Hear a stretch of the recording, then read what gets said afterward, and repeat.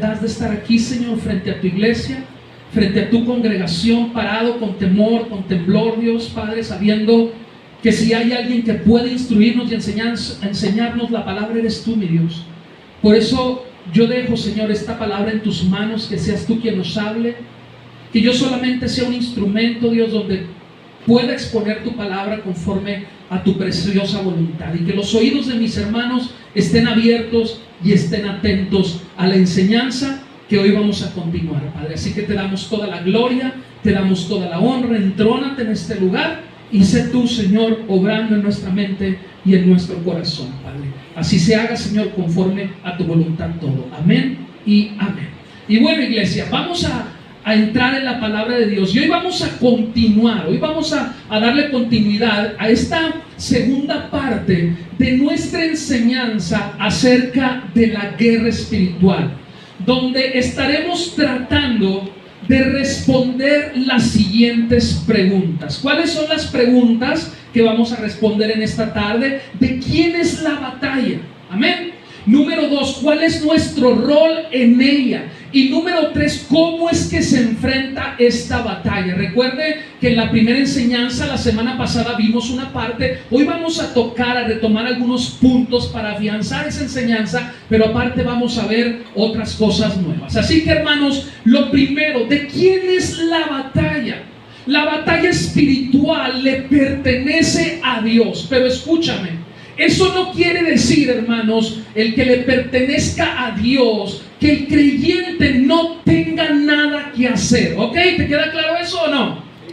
Dijimos también en la semana pasada que el creyente tenía que obrar, pero desde su trinchera. Es decir, que a él le correspondía hacer unas cosas que ahorita vamos a retomar un poco de eso. Nosotros somos soldados, pero Dios es quien libra la batalla en lo celestial. Mientras nosotros lo hacemos en nuestra mente y en nuestro corazón, llámese guerra espiritual del creyente.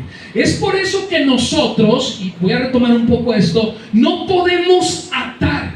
Es por eso que nosotros no podemos desatar. Es por eso que nosotros no podemos reprender al diablo, por lo cual Efesios capítulo 6, versículo del 10 al 11 nos da una recomendación y nos dice: fortaleceos en el Señor y en el poder de su fuerza. Algo que nos hace ver que no es en nuestra fuerza, hermano, porque nosotros no tenemos esa facultad. Nos dice también que nos vistamos, sí, de la armadura de Dios para que hagamos guerra espiritual. No dice eso el texto. El texto dice que nos vistamos de la armadura de Dios para que podamos estar firmes contra las acechanzas del diablo. Eso vimos la semana pasada. Nosotros pues no podemos hacer la guerra, hermanos. Eso es contrario a lo que Jesús enseña. Nosotros no podemos hacer la guerra si no nos mantenemos firmes y resistimos a ella. Nosotros no podemos por ahí andar haciendo guerra, hermanos, sino resistiendo y estando firmes ante las acechanzas de Satanás. Mira, yo quiero decirles algo. La causa por la cual yo estoy inmerso en esta batalla, en esto que conocemos como guerra espiritual, es del Señor. Yo estoy involucrado en esta guerra y la tengo que librar efectivamente en mi corazón, en mi mente, donde están nuestras emociones, llámese el espíritu. ¿Por qué? Porque decidí creer en Jesús. Porque decidí seguir a Cristo. Por eso yo estoy inmerso en esta guerra espiritual. Es por causa del Señor por quien yo estoy en esta lucha. Y mira, te voy a dar unos ejemplos. Así lo entendía David cuando peleaba contra Goliat. Y yo te voy a pedir, y le pido que en la pantalla me pongan 1 de Samuel 17, versículo 47. Aquellos que traigan Biblia, te invito a que traigas tu Biblia. Abre la 1 de Samuel, capítulo 17, versículo 47. Voy a dar tiempo para que tú lo busques y para que lo pongan también en la pantalla. Así lo entendía David, mira. Amén, en la pantalla ya lo tenemos. Búscalo también en tu Biblia. Amén. Mentirosotes, mira, los niños traen Biblia y me dicen amén. No, amén, muy bien. Y dice lo siguiente, si no aquí lo tenemos en la pantalla. Mire, dice: y sabrá toda esta congregación que Jehová, ¿qué dice? No salva con espada y con lanza. Porque ¿de quién? De Jehová es ¿qué? La batalla. ¿De quién es la batalla? De Jehová. David no hizo la guerra, ¿o sí? David fue el que provocó la guerra. No, David no hizo la guerra, porque eso no es agradable para Dios. David salió en defensa, hermanos, salió en defensa, y Jehová fue quien peleó por él. Esta frase en este texto deja en claro que en lugar de confiar en nuestras fuerzas, en lugar de confiar en las armas terrenales, debemos de confiar en el poder divino de Dios. Eso es lo que tenemos que hacer. Una vez más, como dice Efesios, en el poder de su fuerza. ¿De quién? De Jehová. Porque Dios es quien nos guía, hermanos, pero también Dios es quien pelea la batalla de aquellos que han depositado su confianza en Él. Llámese de los hijos de Dios, llámese de los creyentes. Así le sucedió a David. Fue Jehová quien peleó la batalla, hermanos, contra este gigante. David la libró, como decimos, esta guerra espiritual, la libró en lo terrenal con una onda, se lo descontó. Pero en el ámbito espiritual, hermanos, en las regiones celestes, quien realmente peleó la batalla fue el Señor. Amén. Gloria a Dios. Segunda de Crónicas, busque otro ejemplo más. Segunda de Crónicas, póngame en la pantalla, capítulo 20, versículo 15. Mire nada más cómo nos va enseñando la palabra. Segunda de Crónicas 20, 15. Amén. Dice lo siguiente: y dijo: oír Judá todo, y vosotros, dice, moradores de Jerusalén, y tú, rey Josafat, Jehová os dice así. ¿Quién dice así? Jehová.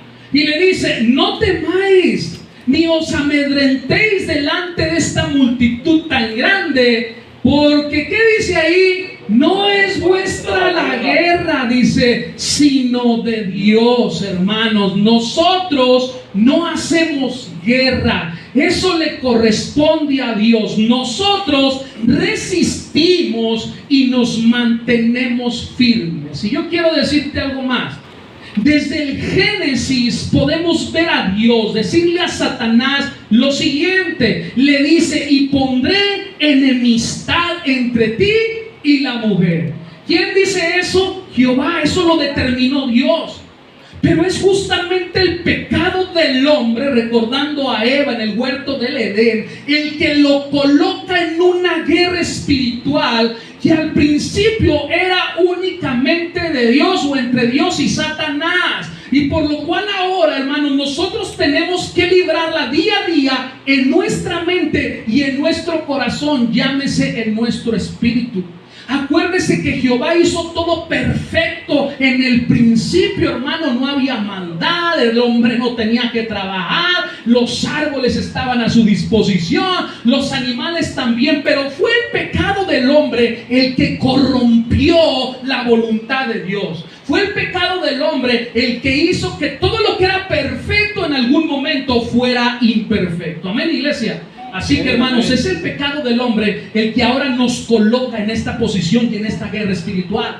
Dios libra la guerra contra las huestes de maldad, contra Satanás en lo celestial, pero el hombre la libra, esta guerra espiritual, hermano, en lo terrenal, enfrentando ¿qué? Tentaciones puestas por Satanás que buscan enamorar nuestros sentidos, que buscan confundir muchas veces nuestros sentidos. Así que, hermano, está claro, como lo vimos la semana pasada, y con esto, que yo no tengo la fortaleza ni el poder para ponerme al tú por tú con Satanás. Esto, por favor, aprendamos. Yo no puedo reprender, yo no puedo atar al diablo como muchos se enseñan y practican hoy en día. Por eso mi rol en esta batalla, según la palabra de Dios, nuestro rol es el de confiar.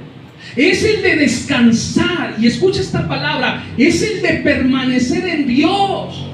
Lo que no quiere decir que nosotros no tengamos nada que hacer. Escúchame bien. Yo tengo que vivir una vida de dependencia de Dios.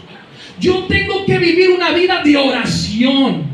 Yo tengo que vivir una vida de obediencia a Dios, con lo que yo puedo cumplir su voluntad. Hacer la guerra, no. Yo puedo cumplir su voluntad de mantenerme firme, de resistir, hermano, a las acechanzas del diablo. Toda la armadura de Dios, como lo vimos la semana pasada, es para la defensa, es para podernos mantener, como lo dice ese mismo texto, firmes ante el enemigo.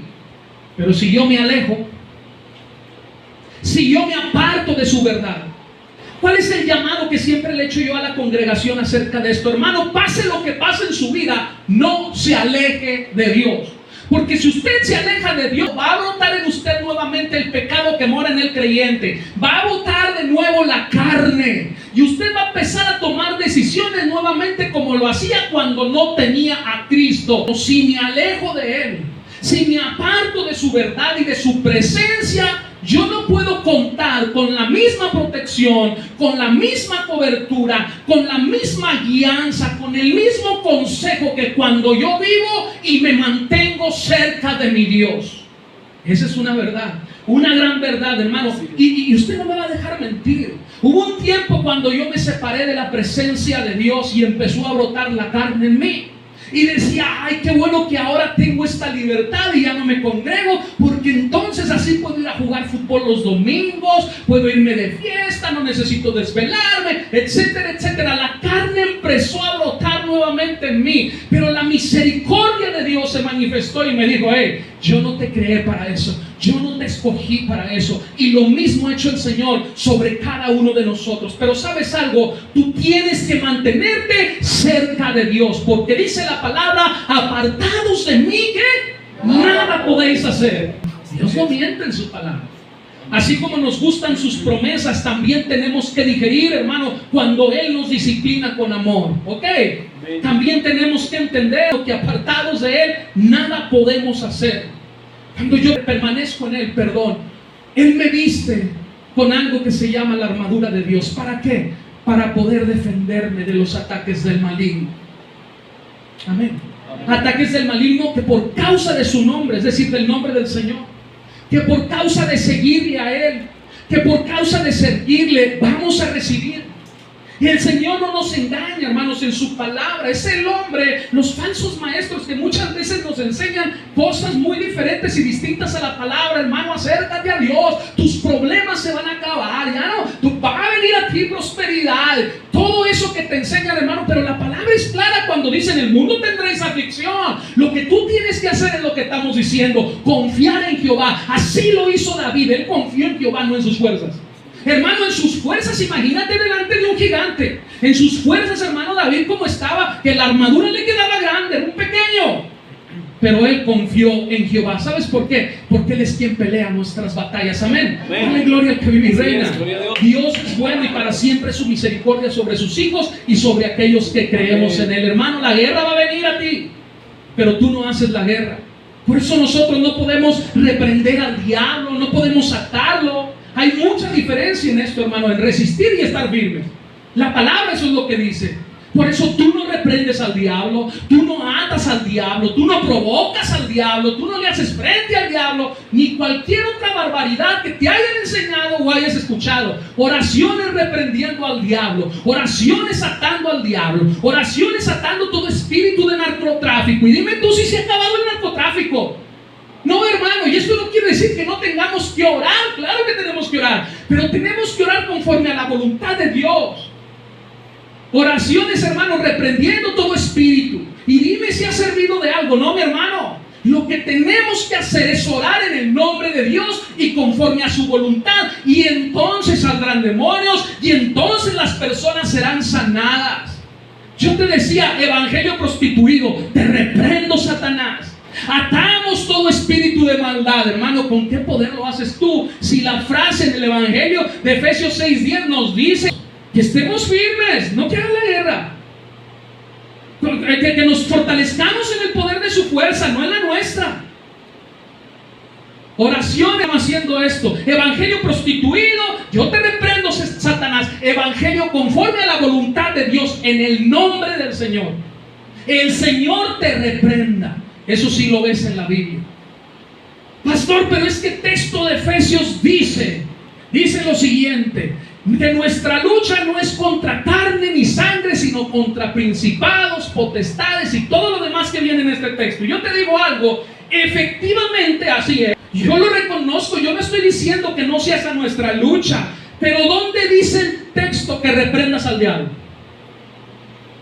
Dame uno. ¿Dónde dice que ates al diablo? ¿Dónde dice que hagas guerra espiritual? Ahí estás guerreando la guerra espiritual. ¿Dónde dice eso? Lo que dice el texto es que te vistas de la armadura de Dios. Que tomes, hermano, la armadura de Dios para que podáis, ¿qué? Estar firmes en el día malo, dice, y puedas mantenerte y puedas resistir. Yo te invito, ve Efesios 6:13, por favor. Este texto, aunque lo leímos, no fue en el que centramos la enseñanza pasada. Mira lo que dice ahí. Efesios 6:13. Dice lo siguiente. Amén, ya lo tenemos en pantalla. Dice, por tanto, tomad toda la armadura de Dios para que podáis resistir. Dice que para que hagas guerra. No, dice para que podáis resistir. Dice que la guerra es algo ofensivo. No, hermano, la armadura es para defender. Resistir, dice, en el día malo. Y habiendo acabado esto, estar firmes. Eso es lo que dice el texto. Amén. Entonces, nuestro rol en esta guerra no es reprender al diablo ni atar demonios. Nuestro rol es estar firmes.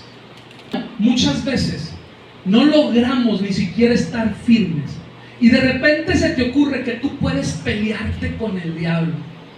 No, hermano, dice la palabra que Dios nos hizo poco menos que los ángeles. O sea que los ángeles están por encima de nosotros, ¿verdad? Digamos así, viéndolo en un escalafón. ¿Qué era Satanás? Un ángel, hermanos, un ángel de luz, un ángel hermoso. Pero lo hemos dicho aquí, en su afán y deseo de querer ser igual a Dios, se rebeló ante él. Y como Dios es todopoderoso, lo expulsó junto con todo y sus demonios, de lo que habla Efesios, huestes espirituales de maldad y todo eso. Lo expulsó del monte de Dios, así dice la palabra. Y el día malo que dice Efesios capítulo 6 versículo 13, si lo vemos escatológicamente, ¿qué es esto? Para aquellos que luego se les complica esto, es que tiene que ver con el fin de los tiempos. Cuando hablamos de escatología, es que tiene que ver con el fin de los tiempos. Así que el día malo al que se refiere Efesios 6:13 pudiera referirse al día final. Pero el texto, hermanos, este texto, la mayoría de los comentaristas sugieren que se refiere a las tentaciones, y yo voy más con eso también, que día a día pone el maligno en el caminar, y que en nuestro caminar, y que por nuestra concupiscencia caemos o pecamos. Ya te lo he dicho, Satanás tienta, pero no nos hace pecar. Nosotros pecamos por el deseo que hay en nuestro corazón, en nuestra mente y en nuestra carne de hacerlo.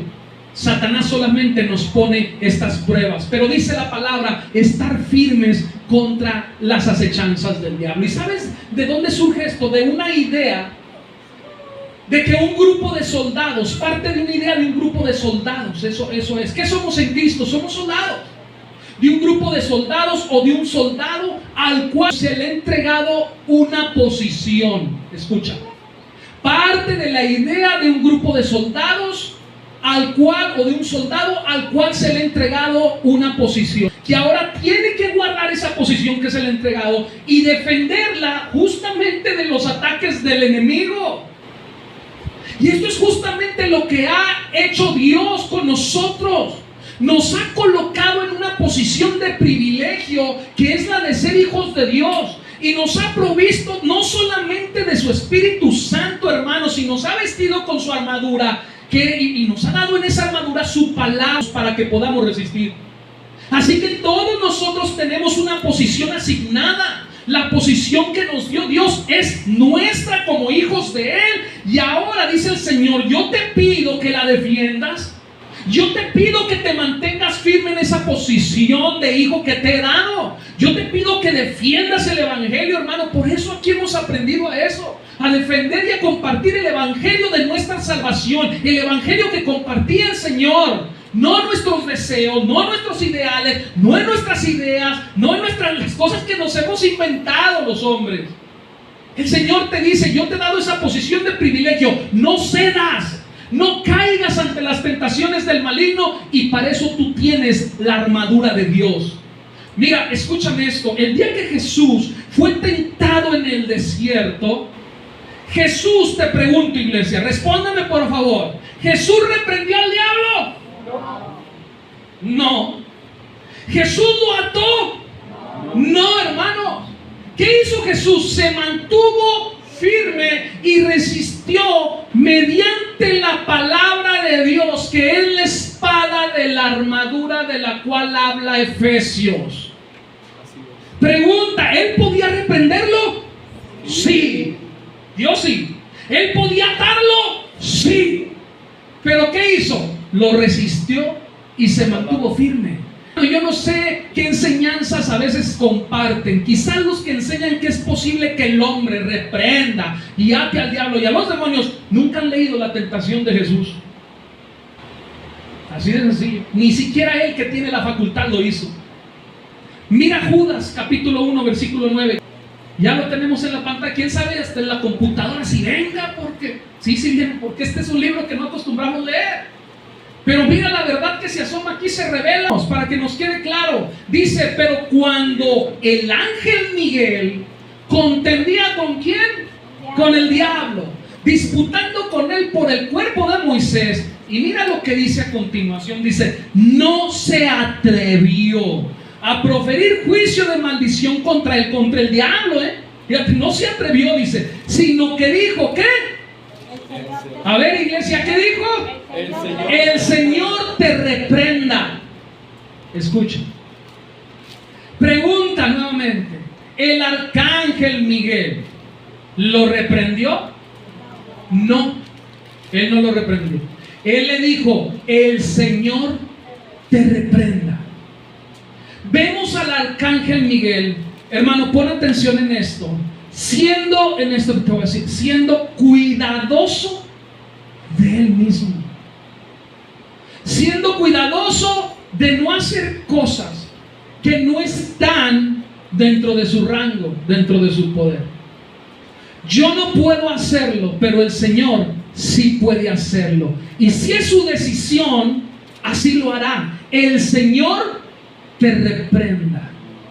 Amén. Zacarías, no lo busques, lo traemos en un texto porque está en la Nueva Versión Internacional. Zacarías 3 del 1 al 2. Pónmelo por favor, Abraham. Ahí lo tenemos. Mira, sígueme en la lectura. Entonces dice, me mostró a Josué, el sumo sacerdote, que estaba de pie ante el ángel del Señor, y a Satanás, que estaba a su mano derecha, para acusarlo. ¿Recuerda la semana pasada cuando hablábamos de la guerra espiritual, primer parte? Que decíamos que teníamos que conocer a nuestro enemigo y que una de esas artimañas que él utilizaba era acusarnos. Porque la palabra diablo viene de la palabra griega diabolos, que significa el acusador. Y que una de sus estrategias era justamente estarnos acusando y señalándonos, recordándonos nuestros pecados, cuando Jesús, si te arrepientes, ya te ha perdonado. Entonces nos dice aquí, y a Satanás, que estaba a su mano derecha, ¿para qué? Para acusarlo.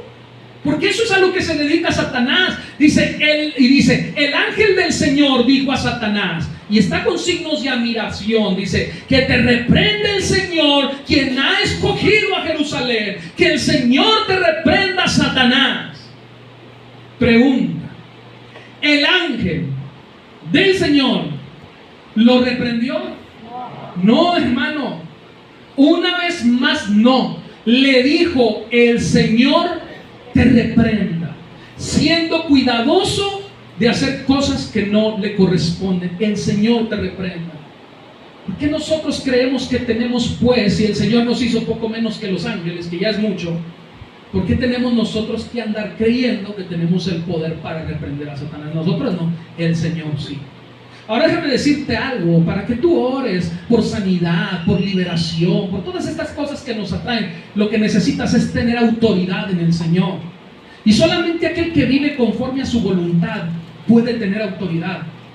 Eso era lo que pasaba con los apóstoles. Ellos tenían autoridad, el Señor les dio autoridad para sacar demonios, para sanar enfermos, pero su predicación era el evangelio de salvación, de arrepentimiento. No citaban para sanidades ni liberaciones. citaban para escuchar el mensaje de Dios, se congregaban y andaban en las calles compartiendo el mensaje de salvación. Y había algo que se llamaban milagros y prodigios que podían hacer porque el Señor los facultó para que respaldaran y la gente se diera cuenta quién era el que estaba detrás de ellos. Había señales y tras señales, hermanos, del Antiguo Testamento en Isaías, dando testimonio del Mesías, y Jesús las hacía, hermanos, y no se daba cuenta la gente. Ni siquiera los escribas, los fariseos, los doctos en la palabra se daban cuenta que era el Mesías profetizado por lo que hacía. Preferían cerrar, endurecer su corazón hacia la verdad de Cristo. Pero bueno, no me desvío del tema. La pregunta fue, ¿el ángel lo reprendió? No. Nosotros tenemos que ser cuidadosos al atribuirnos poderes o derechos que no tenemos, muchas veces sustentados por otros textos que son sacados de su contexto y que tiene uno que dice que nuestra boca tiene poder. ¿Lo has escuchado? Sí. Mis hermanos, parte del problema detrás de estas faltas interpretaciones de la Biblia está justamente el problema hermenéutico. ¿Qué quiere decir esto? La interpretación correcta de un texto bíblico. Así que vemos textos sacados de su contexto. Ese es un problema hermenéutico porque no se está interpretando correctamente. Mira, abre tu Biblia. Este texto te lo sabes de memoria cuando lo veas. Mateo 18:18. Ve lo que dice ahí. Mateo 18:18. Te lo vas a saber de memoria. ¿Ya se durmió de la computadora? No. Muy bien. Oh, si estás bien. Es más, creo que estás más atento que otros días, ¿eh? Andas así bien zombie, ¿verdad? Pero bueno, fíjate bien lo que dice ahí. Mateo 18:18. Dice, si te lo sabes, ¿verdad? Dice, de cierto os digo que todo lo que atéis en la tierra será atado en el cielo, y todo lo que desatéis en la tierra será desatado en el cielo. Y ahí andas atando y desatando. Ahí está, pastor. Podemos atar y podemos desatar. Y yo te pregunto, iglesia, ¿ya viste el contexto? No, pastor. Qué bueno. Muy bien, hermano. Entonces, ¿sabes qué? Estás estudiando mal la palabra. Te estás quedando con lo que quieren oír tus oídos.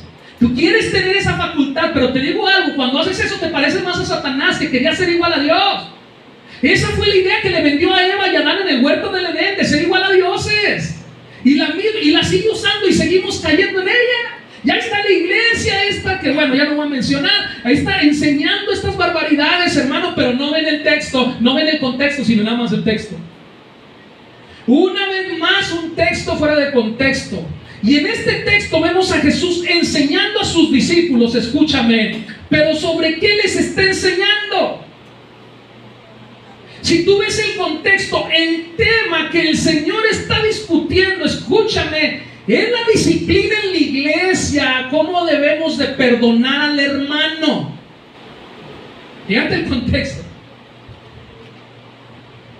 Jesús les está recordando a sus discípulos la responsabilidad que tiene la iglesia de ejercer disciplina a quien se rehúsa a ser corregido en vez de buscar arrepentirse de su pecado. Y este texto, en completo el texto, habla de cómo debemos perdonar al hermano y cómo en caso de no entender el hermano que debe de ser perdonado, cómo es que tiene que actuar y obrar la iglesia en consecuencia.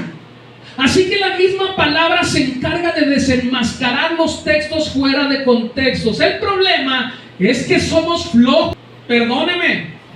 Y si mañana uno se ofende y no se va, no importa, yo le estoy predicando la verdad. Es que somos flojos. No queremos, hermanos, escuchar la verdad. Queremos escuchar lo que queremos oír. Que yo tengo poder de atar y desatar y hacer que las cosas sucedan. Como si fuera algo mágico. No, hermano. Es en ese contexto que llega la palabra, que llega el Señor al versículo 18 y que dice que todo lo que ates en la tierra será atado en el cielo, y todo lo que desates en la tierra será desatado en el cielo. Si lees el capítulo completo hasta el versículo 18, en ningún lugar vas a encontrar siquiera que hable del diablo, que mencione a Satanás o a los espíritus, porque este texto no tiene absolutamente nada que ver con Satanás. Mira, hermano, el término atar y desatar en esta porción se refiere a algo, se refiere a perdonar. De eso se trata este texto. Porque cuando tú eres cristiano, tú sabes que debes de perdonar, ¿sí o no? Sí. Entonces, si alguien te hizo algo y viene y te pide perdón y tú lo perdonas, lo que estás haciendo en sentido figurado es desatarlo, es soltarlo, mejor aún, es liberarlo de la carga de la culpabilidad que tiene. Para eso es este texto. Por el contrario, hermano, si no se arrepiente de ese pecado que ha hecho, entonces él permanece atado, entre comillas, porque no se le perdona. ¿Por qué? Porque no se ha arrepentido. Por consiguiente llevará sus consecuencias. Y este texto nos enseña lo que tiene que hacer la iglesia en caso de... El término atar y desatar utilizados en este texto no se refiere a magia, no se refiere a hechizos, ni a nada que ver con el diablo, por favor. El término atar significa restringir, declarar a alguien en pecado. Mientras que desatar puede significar permitir, iglesia. Declarar a alguien como perdonado. A esto se refiere este texto. De manera que la autoridad de Jesús delegada en este caso para la iglesia, hermanos, es para tomar decisiones justamente ahí y en la vida de las personas que pertenecen al cuerpo de Cristo en relación al perdón. Mira, quiero ser más claro. Abre Mateo 18 del 15 al 22, es el mismo texto, pero todo el texto. Lea el título y dígamelo, por favor. Aquellos que traen la Reina Valera. A ver, no le escuché, hermana. Dígamelo fuerte, hermana Betty. ¿Cómo se debe perdonar al hermano, hermano? De entrada el título ya nos dice de lo que está hablando todo el texto. ¿Sí o no? Dice pues ahí, por tanto, si tu hermano peca contra ti, ve, dice, y repréndele estando tú y él solo, tu hermano, en lo terrenal, hermano. No está hablando de reprender al diablo. Y esta palabra de reprender, hermanos, es llamarle la atención, es confrontarlo con su pecado, a eso se refiere. Dice, ve, y estando tú y él solos, lo primero que tienes que hacer es estar tú con él solo. Si un hermano de ustedes está en pecado, lo que tengo que hacer yo es, hey, a ver, hermano, venga. Mire, usted está haciendo esto y esto es incorrecto, esto y lo otro. Perfecto, muy bien. ¿Puede entender o no entender? Y dice ahí, si te oyere, has ganado a tu hermano. ¿Te das cuenta? Mas si no te oyere, toma un contigo a uno o dos, para que en boca de 2 o 3 testigos conste la palabra. Hermano, tú estás en pecado, estamos él y yo solos, y ¿sabes qué? No, hermano, pues yo no quiero entender. Muy bien, a ver, hermano René, hermano Natán, vengan conmigo, vamos con el hermano, con la hermana Toñita, que es la que está en pecado, hermano. Bueno, no sé si el Señor me lo reveló, hermano, pero bueno, vamos a decir que la hermana Toñita está en pecado. Vamos a poner ese ejemplo. Ya estamos el hermano René, el hermano ya llamé a 2 o 3 para que sean testigos de lo que le voy a decir. ¿Ok? ¿Sabe qué? Usted está orando en pecado. Esas botellas que me encontré la otra vez en su casa, afuera de su casa, tenga cuidado, esas no son de Dios, ¿verdad? Y si trae unas, invíteme. No se crean, pero bueno, no se crean, hermanos. Es un ejemplo y la hermana Toñita sabe que son valores entendidos porque nos amamos y ella es una sierva de Dios. Entonces, bueno, hermanos, dice, si no los oyere a ellos, dilo a la iglesia. Fíjese, ya invitó a toda la iglesia y eso le encanta a la hermana Lupita y a la mayoría de hermana, el chisme, hermana, ¿sí o no, hermana? Hermana, dilo a la iglesia, dice. Y si no lo oyere la iglesia, dice, tenle por gentil y publicano. Wow, ¿te acuerdas de lo que eran los publicanos? Mateos, del evangelio, era un publicano. Era un recaudador de impuestos que por voluntad había decidido servir a los romanos, recabando impuestos de su propia gente, los judíos. Imagínense, era una escoria. Así que, imagínense, tenlo por publicano. Y llega el versículo 18 y dice, de cierto os digo que todo lo que atéis en la tierra será atado en el cielo, y todo lo que desatéis en la tierra será desatado en el cielo. ¿Y dónde dice que ates y desates a Satanás? Está hablando de lo que te decía, de los términos, hermano, de perdonar o no perdonar al hermano. Otra vez te digo que si 2 de vosotros se pusieran de acuerdo en la tierra acerca de cualquier cosa, que pidieran, todo el texto está acerca del perdón. Les será hecho por mi Padre que está en los cielos, porque donde 2 o 3 están congregados en mi nombre, allí estoy en medio de ellos. Entonces dice, se le acercó Pedro y le dijo, Señor, ¿cuántas veces perdonaría a mi hermano? 70 veces 7. ¿Hasta 7 dice? No, Jesús le dijo, no te digo hasta 7, sino hasta 70 veces 7. Wow, a veces estamos tan afanados en estas cosas de la guerra espiritual que se nos olvidan los principios bíblicos de Dios, y uno de ellos es el perdón. Amén. Tenemos que aprender a perdonar. Pero muchas veces el egoísmo, nuestra soberbia o el sentirnos perfectos no nos lo permite. Tenemos que aprender a perdonar. Pero preferimos hacer guerra espiritual y andar inventándonos cosas cuando este texto habla de eso. Una vez más te pregunto, ¿dónde dice que reprendas al diablo y a los demonios? ¿Dónde, hermanos? Esta enseñanza ha dado paso a movimientos y prácticas que desde la perspectiva bíblica son incorrectos, como realizar cultos especiales donde se hace guerra espiritual, donde hay liberación. Tráiganme a los endemoniados. Ya están guerreando, hermano. Con esto no estoy diciendo que no existan los demonios, aclaro. Que no existe el poder satánico, que no es real. No, hermano, los demonios existen, pero también existen los ángeles, son reales. Pero los cultos o campañas de guerra espiritual, de liberación, como ahora se están manejando, son lo que causa preocupación. Es ese exhibicionismo, las ansias de llamar la atención, de atraer personas a la iglesia, de los falsos servidores, lo que está preocupando a la verdadera iglesia de Cristo. Cuando vemos liberaciones en la Biblia, lo que ves en ellas es sencillez.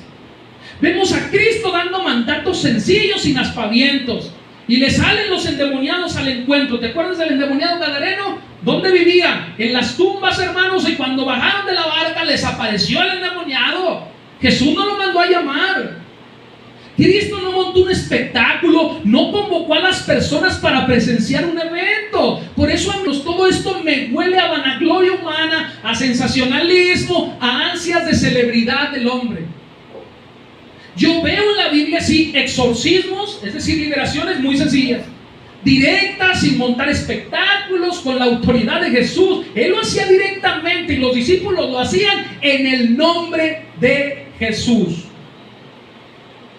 La verdad es que cuando yo veo estos espectáculos llenos de sensacionalismo, yo no veo a Jesús en ningún lugar. Él era manso y humilde. Y una vez más te lo digo, yo no estoy diciendo que no exista la liberación. Usted sabe que hace poco fui a hacer algo de esto.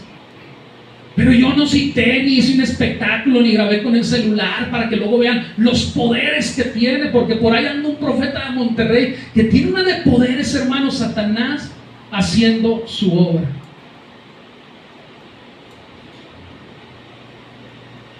Con lo que yo no estoy de acuerdo es que se monte un circo alrededor de estas prácticas.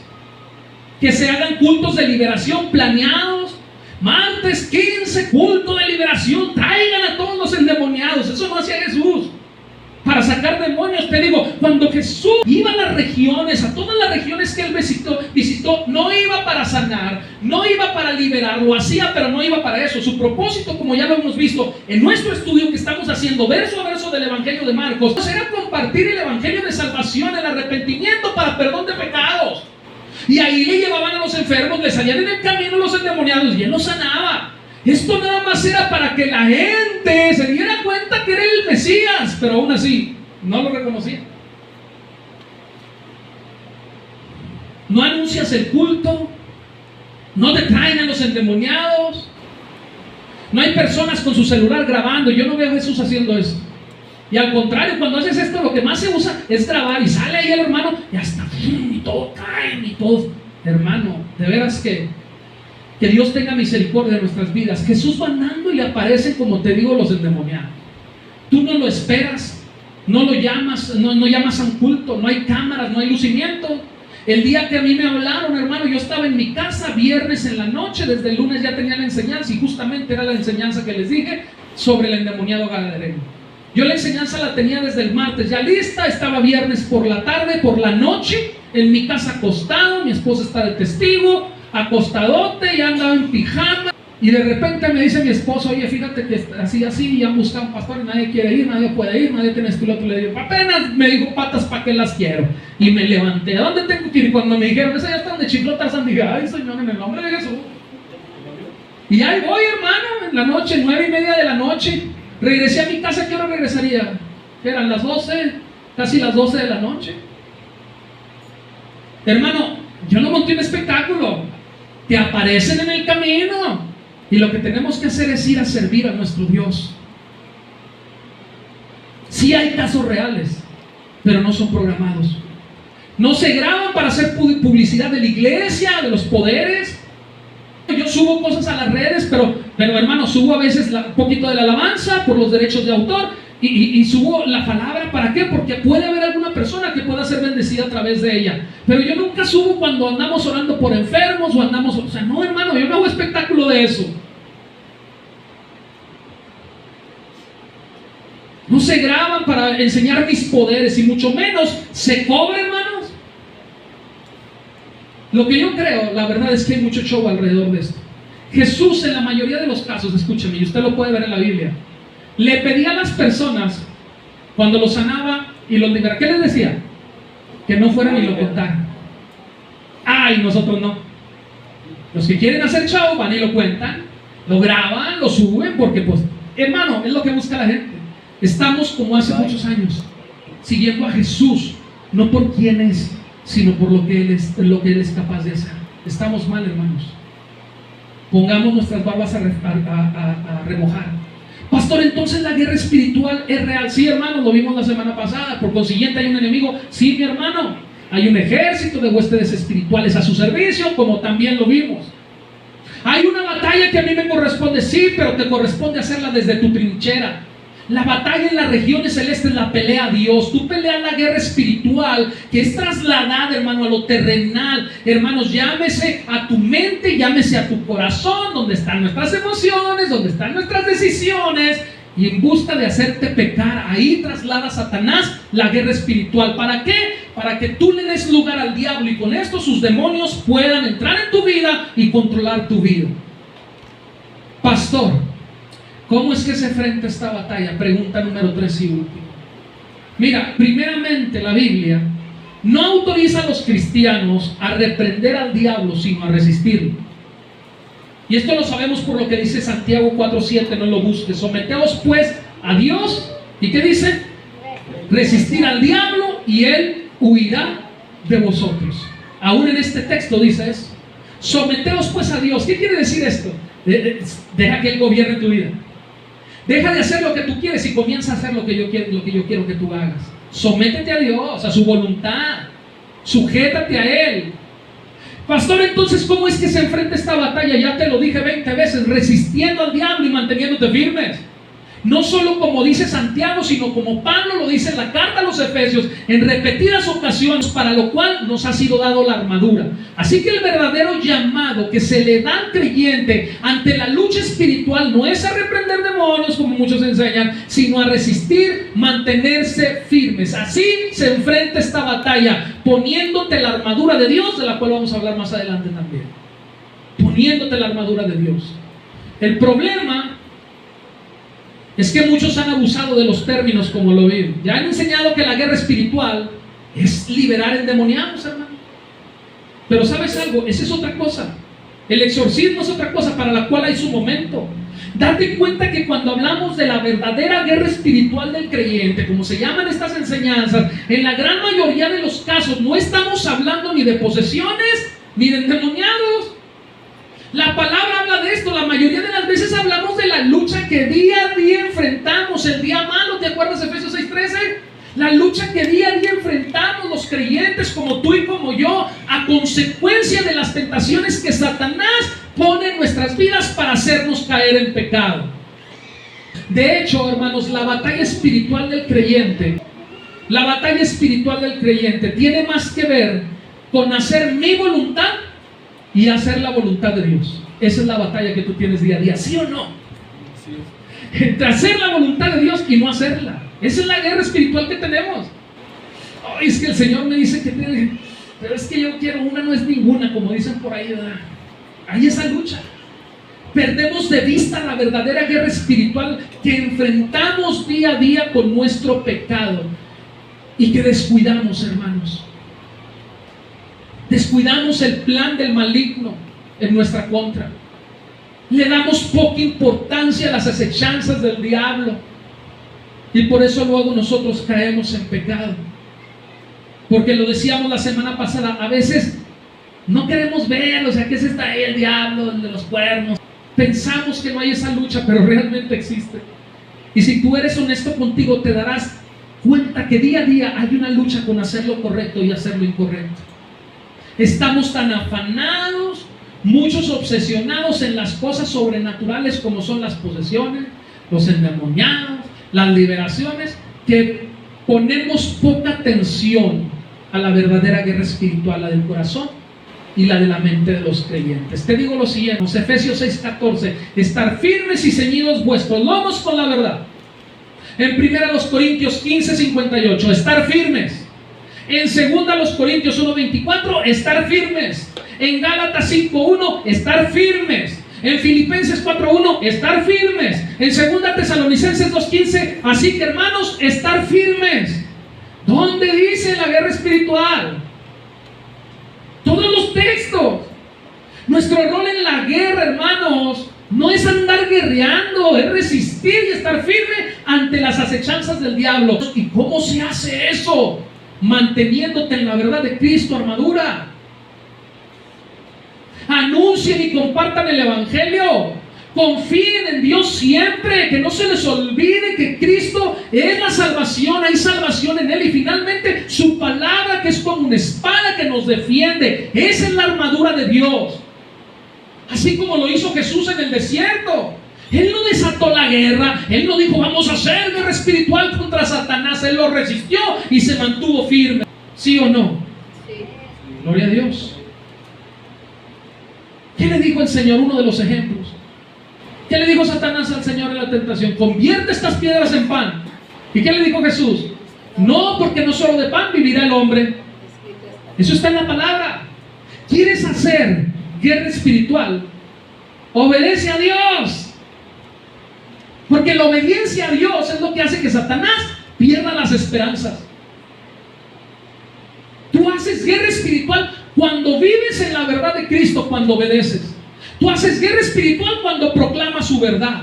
Tú haces guerra espiritual cuando confías plenamente en Él, en aquel que venció. Tú haces guerra espiritual cuando te sometes, como decía Santiago 4:7, a la voluntad de Cristo. Tú haces guerra espiritual cuando obras bien, hermano. Tú haces guerra espiritual cuando lees la palabra. Tú haces guerra espiritual cuando oras, cuando te congregas con los hermanos a alabar a Dios. Tú haces guerra espiritual en todo esto. Cuando tú asistes y no dejas de congregarte como muchos tienen por costumbre. Esa es la verdadera guerra espiritual del creyente. Colosenses 3 dice, hacer morir pues lo terrenal en vosotros. ¿Cómo? Andando en el Espíritu Santo. Yo cuido lo que veo. Yo cuido lo que oigo. Eso es lo que tienes que hacer. Yo cuido lo que leo. Yo cuido lo que digo. Esa es la verdadera guerra espiritual del creyente. Y para eso tú necesitas fortalecerte en el poder de su fuerza para poder salir victorioso. Necesitamos reconocer que esta batalla no la peleamos nosotros en nuestras propias fuerzas. Para ello necesitas orar y clamar a Dios. Eso sí es diferente. Confía en sus promesas. Porque dice la Escritura, no os ha sobrevenido ninguna tentación, escucha, que no sea humana. ¿Qué quiere decir esto? Terrenal, carnal. Ni siquiera está en las regiones del este. Dice, porque no os ha sobrevenido ninguna tentación humana. Eso es algo carnal. Eso es algo aquí en nuestra mente, en nuestro corazón.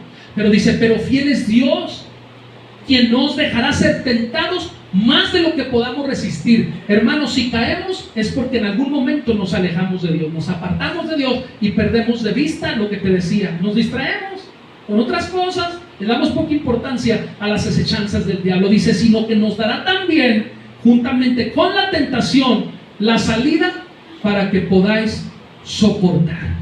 Amén. Fíjate, resistir, estar firmes, soportar. Tú dime si esto es hacer guerra. Hermano, eso es a lo que hemos sido llamados. Ponte en pie, por favor, vamos a hacer una oración.